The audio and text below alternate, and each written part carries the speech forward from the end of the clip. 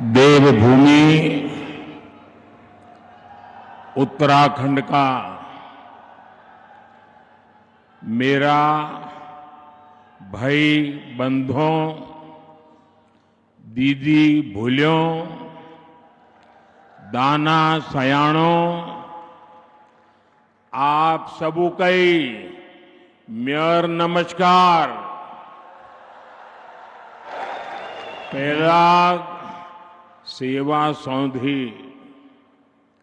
उत्तराखंड के राज्यपाल गुरमीत सिंह जी, मुख्यमंत्री भाई पुष्कर सिंह, केंद्र में मेरे सहयोगी अजय टमटा, विधानसभा अध्यक्ष बहन ऋतु जी, उत्तराखंड सरकार के मंत्रीगण, मंच पर मौजूद पूर्व मुख्यमंत्री और सांसदगण, बड़ी संख्या में आशीर्वाद देने आए हुए पूज्य संतगण, अन्य सभी महानुभाव और उत्तराखंड के मेरे भाई और बहनों, साथियों,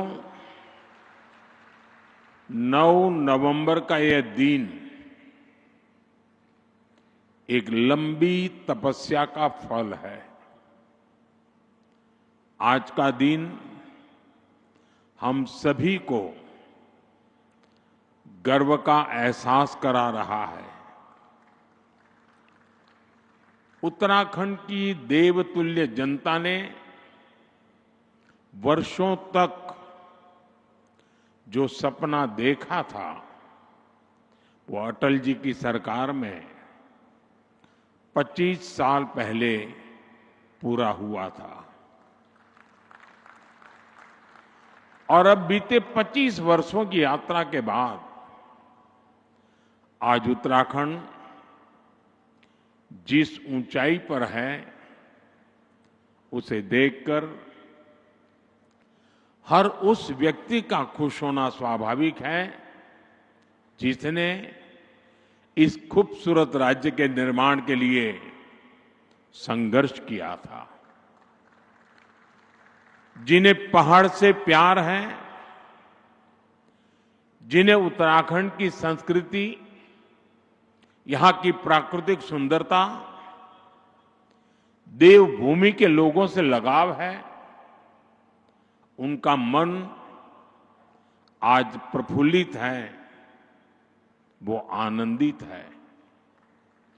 साथियों, मुझे इस बात की भी खुशी है कि डबल इंजन की भाजपा सरकार उत्तराखंड के सामर्थ्य को नई ऊंचाई देने में जुटी है। मैं आप सभी को उत्तराखंड की रजत जयंती पर बहुत बहुत बधाई देता हूं। मैं इस अवसर पर उत्तराखंड के उन बलिदानियों को भी श्रद्धांजलि देता हूं जिन्होंने आंदोलन के दौरान अपना जीवन न्यौछावर कर दिया। मैं उस वक्त के सभी आंदोलनकारियों का भी वंदन करता हूं, अभिनंदन करता हूं। साथियों, आप सब जानते हैं उत्तराखंड से मेरा लगाव कितना गहरा है। जब मैं स्पिरिचुअल जर्नी पर यहां आता था, तो यहां पहाड़ों पर रहने वाले मेरे भाई बहनों का संघर्ष, उनका परिश्रम, कठिनाइयों को पार करने की उनकी ललक मुझे हमेशा प्रेरित करती थी। साथियों, यहां बिताए हुए दिनों ने मुझे उत्तराखंड के असीम सामर्थ्य का साक्षात परिचय करवाया है। इसलिए ही जब बाबा केदार के दर्शन के बाद मैंने कहा, ये दशक उत्तराखंड का है, तो ये सिर्फ मेरे मुंह से निकला हुआ एक वाक्य नहीं था। मैंने जब ये कहा तब मुझे पूरा पूरा भरोसा आप लोगों पर था। आज जब उत्तराखंड अपने 25 वर्ष पूरे कर रहा है, तो मेरा ये विश्वास और दृढ़ हो गया है कि उत्तराखंड के उत्कर्ष का कालखंड है। साथियों, 25 साल पहले जब उत्तराखंड नया नया बना था, तब चुनौतियां कम नहीं थी। संसाधन सीमित थे, राज्य का बजट छोटा था, आय के स्रोत बहुत कम थे और ज्यादातर जरूरतें केंद्र की सहायता से पूरी होती थी। आज तस्वीर पूरी तरह बदल चुकी है। यहां आने से पहले मैंने रजत जयंती समारोह पर शानदार प्रदर्शनी देखी। आपसे भी मेरा आग्रह है कि उस प्रदर्शनी को उत्तराखंड के हर नागरिक ने देखनी चाहिए। इसमें उत्तराखंड की पिछले 25 वर्षों की यात्रा की झलकियां हैं। Infrastructure, education, industry, tourism, health, power और ग्रामीण विकास, ऐसे अनेक क्षेत्रों में सफलता की गाथाएं प्रेरित करने वाली है।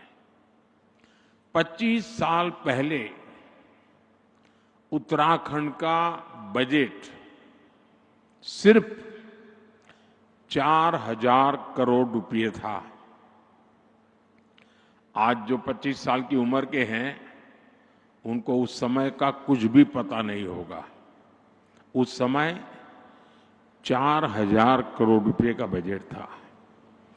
आज ये बढ़कर 1,00,000 करोड़ रुपए को पार कर चुका है। 25 साल में उत्तराखंड में बिजली उत्पादन 4 गुना ज्यादा हो गया है। 25 वर्षों में उत्तराखंड में सड़कों की लंबाई बढ़कर 2 गुनी हो गई है और यहां 6 महीने में 4,000 यात्री हवाई जहाज से आते थे। 6 महीने में 4,000। आज एक दिन में 4,000 से ज्यादा यात्री हवाई जहाज से आते हैं। साथियों, इन 25 सालों में इंजीनियरिंग कॉलेजों की संख्या 10 गुना से ज्यादा बढ़ी है। पहले यहां सिर्फ एक मेडिकल कॉलेज था, आज यहां 10 मेडिकल कॉलेज है।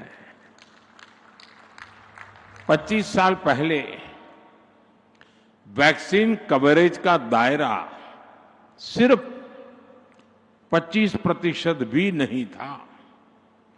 75% से ज्यादा लोग बिना वैक्सीन की जिंदगी शुरू करते थे। आज उत्तराखंड का करीब करीब हर गांव वैक्सीन कवरेज के दायरे में आ गया है। यानी जीवन के हर आयाम में उत्तराखंड ने काफी प्रगति की है। विकास की ये यात्रा अद्भुत रही है। ये बदलाव सबको साथ लेकर चलने की नीति का नतीजा है। हर उत्तराखंडी के संकल्प का नतीजा है। पहली पहाड़ों की चढ़ाई विकासक बाट कै रोक दे छी अब वही बटी नई बाट खुलन लागली। साथियों, मैंने कुछ देर पहले उत्तराखंड के युवाओं से, उद्यमियों से बात की। वे सभी उत्तराखंड की ग्रोथ को लेकर बहुत उत्साहित हैं। आज जो उत्तराखंड वासियों के उद्गार हैं, उनको अगर मैं गढ़वाली में कहूं तो शायद कोई गलती तो कर लूंगा, लेकिन 2047 में भारत थे विकसित देशों की लाइन में ल्याण खुणी मेरो उत्तराखंड मेरी देवभूमि पूरी तरह से तैयार छिन। साथियों, उत्तराखंड की विकास यात्रा को गति देने के लिए आज भी यहां कई परियोजनाओं का उद्घाटन और शिलान्यास किया गया है। शिक्षा, स्वास्थ्य, पर्यटन और खेल से जुड़े ये प्रोजेक्ट्स यहां रोजगार के नए अवसर तैयार करेंगे। जमरानी और सौंग बांध परियोजनाएं देहरादून और हल्द्वानी शहर की पेयजल की समस्या को दूर करने में महत्वपूर्ण भूमिका निभाएगी। इन सभी स्कीम्स पर 8,000 करोड़ रुपए से ज्यादा खर्च किए जाएंगे। मैं उत्तराखंड वासियों को इन परियोजनाओं की बधाई देता हूं। साथियों, उत्तराखंड सरकार अब सेब और कीवी के किसानों को डिजिटल करेंसी में अनुदान देना शुरू कर रही है। इसमें आधुनिक टेक्नोलॉजी के माध्यम से आर्थिक मदद की पूरी ट्रैकिंग करना संभव हो रहा है।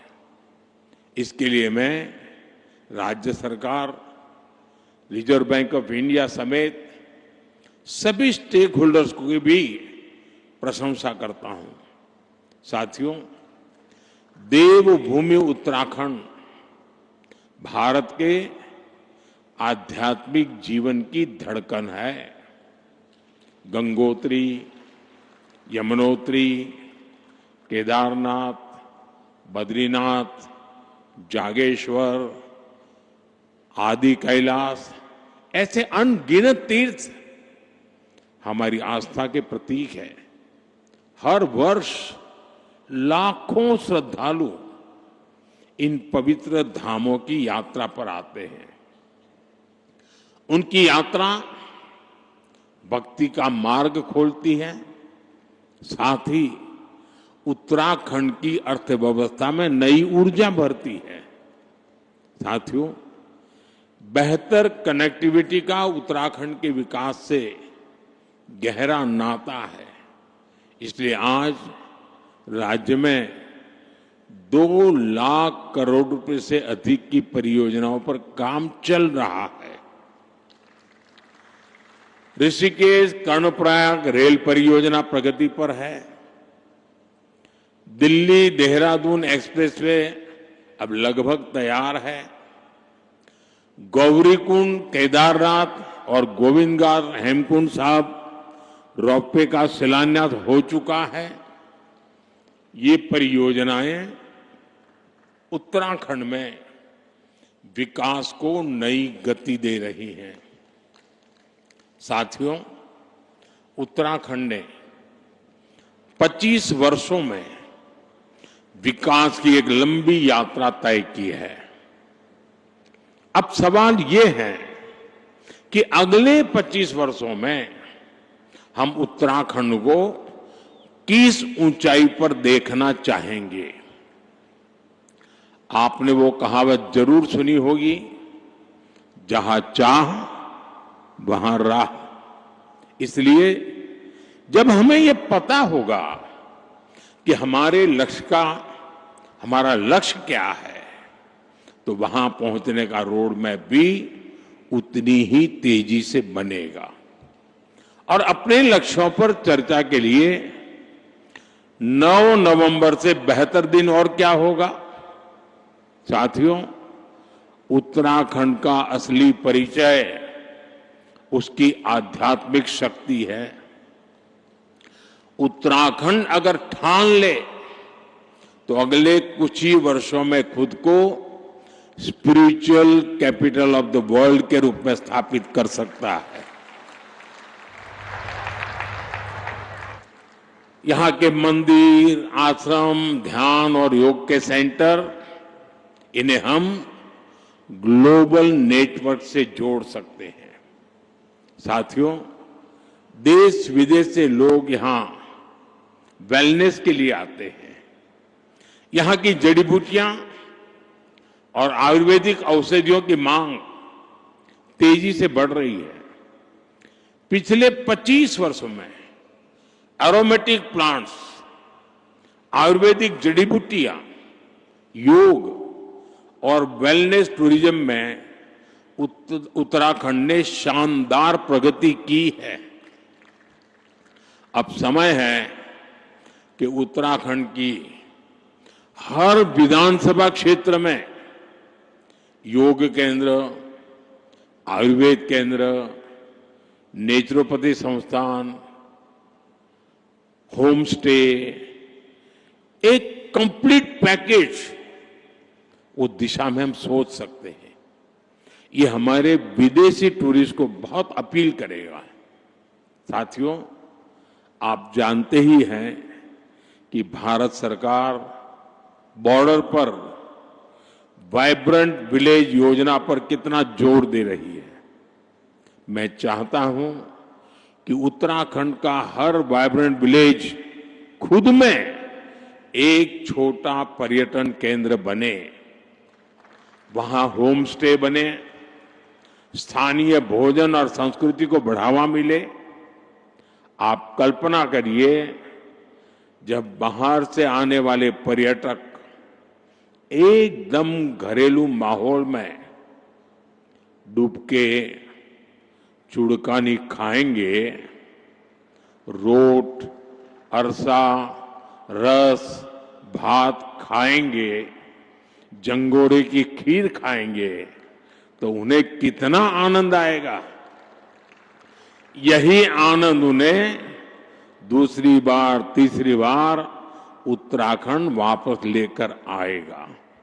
साथियों, अब हमें उत्तराखंड में छुपी हुई संभावनाओं के विस्तार पर फोकस करने की आवश्यकता है। यहां हरेला, फुलदेई, भिटौली जैसे त्योहारों का हिस्सा बनने के बाद पर्यटक उस अनुभव को हमेशा याद रखते हैं। यहां के मेले भी उतने ही जीवंत हैं। नंदा देवी का मेला, जौलजीबी मेला, बागेश्वर का उत्तरायणी मेला, देवी धुरा का मेला, श्रावणी मेला और बटर फेस्टिवल, इनमें उत्तराखंड की आत्मा बसती है। यहां के स्थानीय मेलों और पर्वों को वर्ल्ड मैप पर लाने के लिए वन डिस्ट्रिक्ट वन फेस्टिवल, अर्थात एक जिला एक मेला जैसा कोई अभियान चलाया जा सकता है। साथियों, उत्तराखंड के सभी पहाड़ी जिले फलों के उत्पादन में काफी पोटेंशियल रखते हैं। हमें पहाड़ी जिलों को हॉर्टिकल्चर सेंटर बनाने पर फोकस करना चाहिए। ब्लूबेरी, कीवी, हर्बल और मेडिसिनल प्लांट्स, ये भविष्य की खेती है। उत्तराखंड में फूड प्रोसेसिंग, हस्तशिल्प, ऑर्गेनिक प्रोडक्ट्स, इन सब के लिए एमएसएमईज को नए सिरे से सशक्त किए जाने की जरूरत है। साथियों, उत्तराखंड में 12 महीने पर्यटन की संभावनाएं हमेशा से रही है। अब यहां कनेक्टिविटी सुधर रही है और इसलिए मैंने सुझाव दिया था कि हमें 12 मासी टूरिज्म की ओर बढ़ना चाहिए। मुझे खुशी है कि उत्तराखंड विंटर टूरिज्म को नया आयाम दे रहा है। मुझे अभी जो जानकारियां मिली वो उत्साह बढ़ाने वाली है। सर्दियों में आने वाले पर्यटकों की संख्या में तेज बढ़ोतरी हुई है। पिथौरागढ़ में 14,000 फुट से अधिक ऊंचाई पर हाई एल्टीट्यूड मैराथन का आयोजन हुआ। आदि कैलाश परिक्रमा रन भी देश के लिए प्रेरणा बनी है। 3 वर्ष पहले आदि कैलाश यात्रा में 2,000 से भी कम श्रद्धालु आते थे। अब ये संख्या 30,000 से अधिक हो चुकी है। अभी कुछ दिन पूर्व ही केदारनाथ मंदिर के कपाट बंद हुए हैं।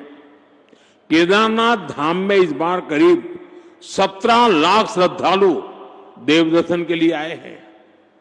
तीर्थाटन, 12मासी पर्यटन उत्तराखंड का वो सामर्थ्य है जो उसे निरंतर विकास की नई ऊंचाई पर ले जाएगा। इको टूरिज्म के लिए भी बहुत संभावना है। एडवेंचर टूरिज्म के लिए भी बहुत संभावना है। देश भर के नौजवानों के लिए यह आकर्षण का केंद्र बन सकता है। साथियों, उत्तराखंड अब फिल्म डेस्टिनेशन के रूप में भी उभर रहा है। राज्य की नई फिल्म नीति से शूटिंग करना और आसान हो गया है। वेडिंग डेस्टिनेशन के रूप में भी उत्तराखंड लोकप्रिय हो रहा है और मेरा तो अभियान चल रहा है वेड in India. Wade in India के लिए उत्तराखंड को अपने यहां उसी आलीशान स्तर की सुविधाएं विकसित करनी चाहिए और इसके लिए 5-7 बड़ी डेस्टिनेशन को तय करके उन्हें विकसित किया जा सकता है। साथियों, देश ने आत्मनिर्भर भारत का संकल्प लिया है। इसका रास्ता वोकल फॉर लोकल से तय होगा। उत्तराखंड इस विजन को हमेशा से जीता आया है। स्थानीय उत्पाद से लगाव, उनका उपयोग, उनको अपने जीवन का हिस्सा बना लेना, ये यहां की परंपरा का अभिन्न हिस्सा है। मुझे खुशी है कि उत्तराखंड सरकार ने वोकल फॉर लोकल अभियान को तेज गति दी है। इस अभियान के बाद उत्तराखंड के 15 कृषि उत्पादों को जीआई टैग मिला है। यहां के बेडू फल और बद्री गाय के घी को हाल के दिनों में जीआई टैग मिलना सचमुच में बहुत गौरव की बात है। बद्री गाय का घी पहाड़ के हर घर की शान है।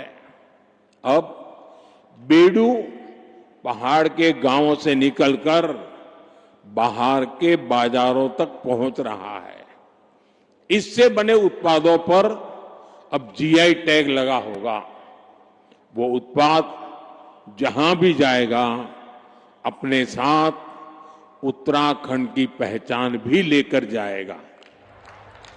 ऐसे ही जीआई टैग वाले प्रोडक्ट्स को हमें देश के घर घर पहुंचाना है। साथियों, मुझे खुशी है हाउस ऑफ हिमालयाज उत्तराखंड का ऐसा ब्रांड बन रहा है जो स्थानीय पहचान को एक मंच पर ला रहा है।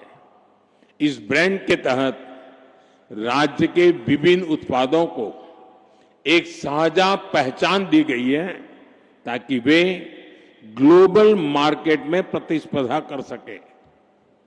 राज्य के कई उत्पाद अब डिजिटल प्लेटफॉर्म पर उपलब्ध हैं।